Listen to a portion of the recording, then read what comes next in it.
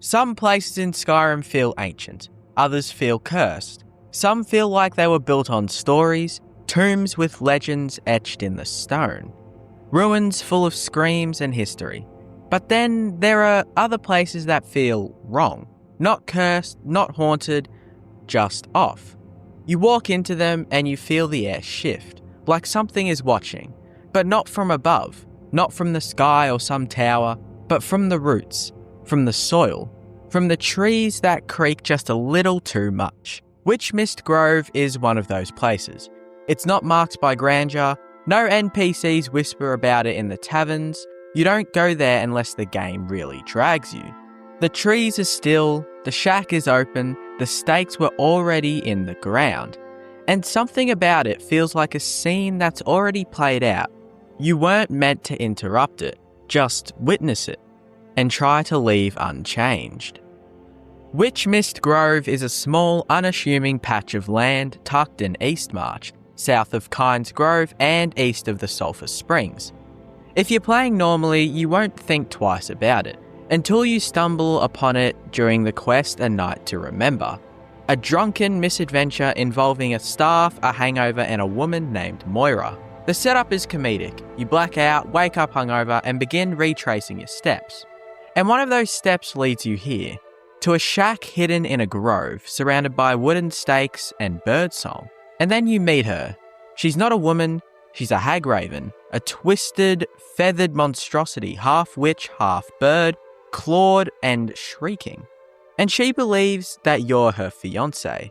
She fights you, you kill her, you take her ring, and that's about it. The game laughs, you laugh maybe, but Witchmist Grove stays with you. For a really weird reason. Before A Night to Remember activates, Witchmist Grove is occupied by a random witch or hag.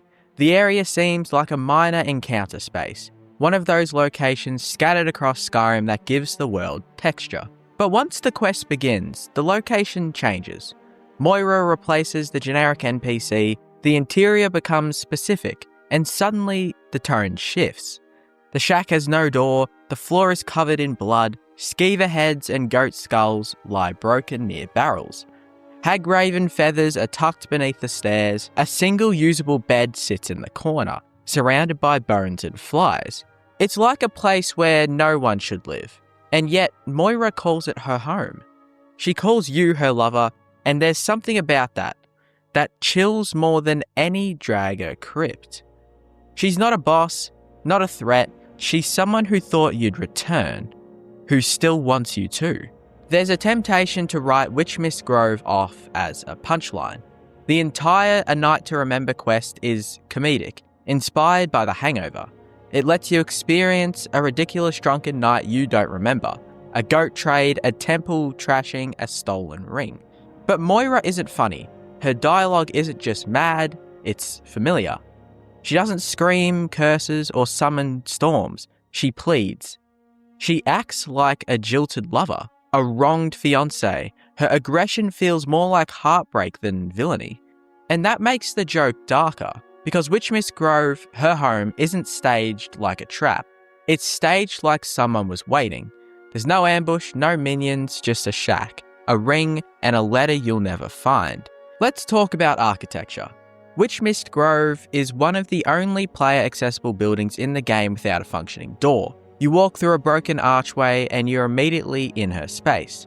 There's no loading screens, no barrier, just entry. It feels like the house is already open, already waiting. You're not intruding, you're expected. It's a small detail, but an important one. Doors in Skyrim are transitions between safety and danger, and between zones. The lack of one here makes the entire area feel exposed, raw, and vulnerable. You're in someone's home and they know it, and they've always known it. Hag ravens appear throughout Skyrim, usually as monstrous mini-bosses in Forsworn camps or alchemical rituals. But very little is known about how they live or how they became who they are. They're women who sacrifice their humanity for power, often associated with dark covens and natural rituals. Hag ravens are deeply tied to primal feminine magic. In many cultures in Tamriel, they're whispered about, but not studied. And yet Moira shows something rarely seen in her kind: attachment. She made a home, she made plans, she believed in a future. And even if it's a glitch, a gag, a side quest quirk, Witch Miss Grove becomes something else in that light: a love story. But one where the lover is a hagraven and the home is a shrine of bones. Skyrim excels at dungeon design. Tombs echo, Falmer caves drip with menace, Dwemer ruins hum with forgotten machinery. But Witch Miss Grove is different. It's not grand, it's not deep, it's not hidden. It's just a house, one you can walk into at level 1. And that might make it even scarier. Witch Miss Grove doesn't operate on combat tension, it operates on emotional dissonance. It feels like someone built it with love, or the Hagraven equivalent of it. The blood isn't meant to scare you, it's just there, part of the environment. Like this is normal. And maybe to Moira, it was. Let's talk details. There are 7 Hagraven feathers scattered under the steps. There's a destruction skill book by the bed. There's an unlocked chest, but the loot is minor. There are creep clusters, jazzbay grapes, and dragon's tongue flowers growing around the grove. Ingredients often associated with alchemy and magic. Everything here feels ritualistic, but no ritual is ever shown. That's what's so eerie about it, because usually in Skyrim, when you see a witch's lair, the spell circle is still glowing, the enemies are still chanting, the ritual is in progress. But Witch Miss Grove? It's an afterthought. The fire's gone out, the bones are cold, you're not seeing a ritual, you're seeing the memory of one.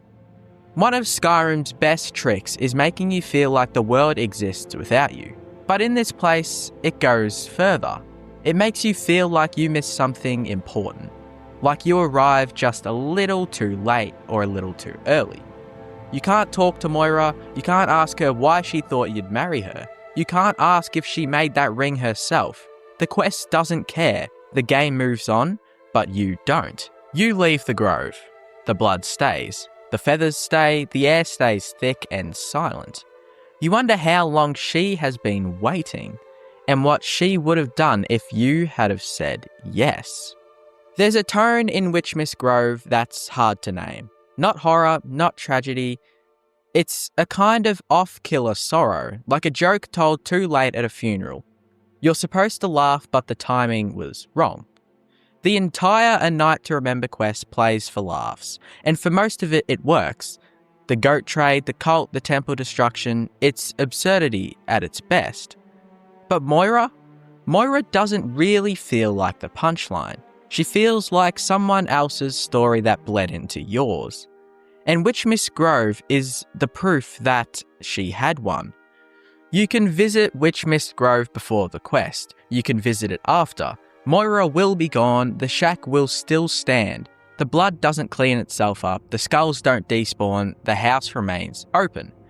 And empty. Most players never return. And why would they? There's nothing to loot really, no quest to complete after, no dialogue to finish. But for those who do, those who take the long way down the ridge from Kyne's Grove, those who step inside again after the laughter's gone, they'll find something else. Not treasure, not danger, just a space. Quiet, cracked, and waiting. Because sometimes the most chilling places in Skyrim aren't the ones full of death. They're the ones that were waiting for life, but never got it.